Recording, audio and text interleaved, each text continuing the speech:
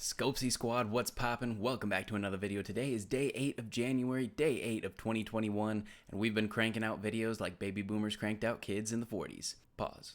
But without further ado, today's video is an updated settings video. Lots of people were asking for it. Okay, just one person was asking for it, but I think it would be really good for the channel to do a little updated settings video, especially because I have changed some of my settings. Without further ado, let's get into the best Warzone settings video you're gonna find on YouTube.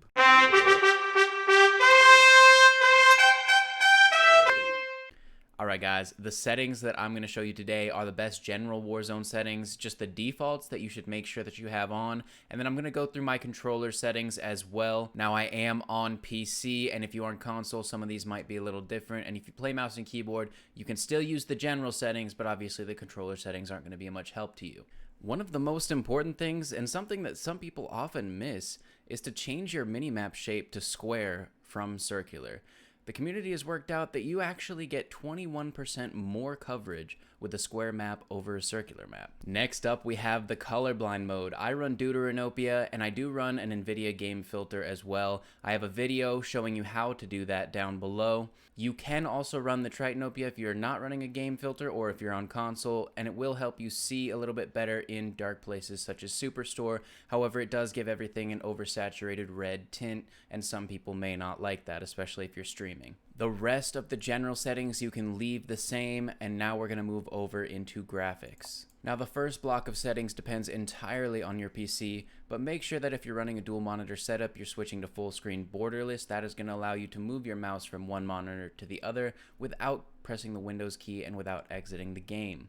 You want to make sure that you disable VSync and that your aspect ratio is automatic so it moves with the game's rendering. My custom frame rate limit is unlimited, however I do have a 2070 Super and it seems to handle quite nicely. I disabled the NVIDIA highlights because I'm streaming and recording at the same time, but if you're not using a system like OBS, then the NVIDIA highlights might be something you want to look into. The display gamma is at 2.2, which is the default, and most of my settings here are normal. Other important changes to note is you need to disable ray tracing and you need to disable ambient occlusion. These will just take up more of your RAM. For the post-processing effects, I use Filmic and my depth of field is enabled. But what you do want to do is turn off motion blur, and there's a couple reasons for this. First off is that when you're moving left to right, you will not be able to spot enemies as easily or key objects in the game, and it will also start to take a massive strain on your eyes if you're playing for long hours. When you watch somebody playing with motion blur, you can immediately tell the difference, and it kind of hurts to watch as well. Make sure you turn off world motion blur and weapon motion blur because they both affect your gameplay.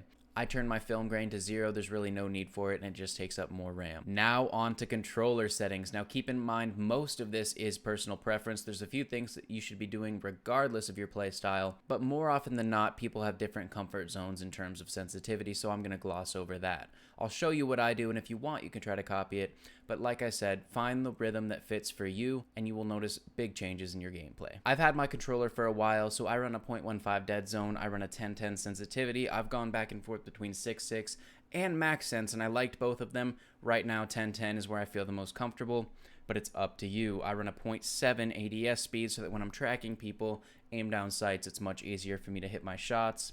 And your response curve must be dynamic. If you're not on dynamic, I would highly recommend it. What dynamic actually means is that the harder you hold down the thumbstick, regardless of your sensitivity, you are going to turn faster. This is really good for whipping on people even if you're on a low sense, and this is how pro players that play on 6.6 can still turn on their opponents. Controller vibration again is personal preference, but I think it distracts me from the actual game. Aim assist I would set to standard. Anything else tends to actually mess you up when you're trying to fight, or the slowdown time as you're glossing over them will be too long. I would just keep it on standard for now. Scaling aim assist with FOV is very important because as your FOV increases, the hitboxes will change. For weapon mount activation, I keep it on double tap. This allows me to run up to a corner, tap real quick, and peek around it at the same time, and it allows me to get the jump on people, whereas normally they would have to move their thumb off of the aim stick to click circle. Aim down sight behavior should be hold, equipment behavior should be hold, your use and reload behavior should be contextual tap. This will allow you to loot on the fly. However, One thing you need to note is that with contextual tap, if you're reloading in a vehicle, you'll need to hold the button rather than click it, otherwise you'll jump out of the vehicle. Armor plate behavior I have not experimented much with, but I prefer to keep it on apply 1 because if I'm in the middle of a gunfight, I don't want to go through the animation of applying all my plates if I need to cancel and reapproach the gunfight. For movement, I like tap for my slide. Auto move forward, you're going to disable that. However, automatic sprint, I put mine on just regular automatic sprint. You can also put it on automatic tac sprint. However, there has been some issues with firing dual-wield pistols in an automatic tac sprint. Parachute auto deploy, I would recommend keeping on. I just turn it off in the rare case that I want to go for a trick shot or something like that and I don't want my parachute pulling mid-fall. However, I have died 1 or 2 times when I thought my parachute would pull and it didn't.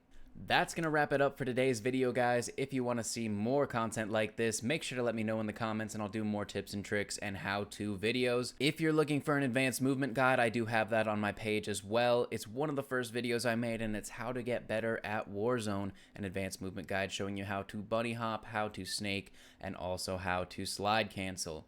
Thank you so much for watching. Be sure to click the subscribe button down below, turn on bell notifications because I do upload every single day. I hope you enjoyed and make sure you guys have a wonderful rest of your day.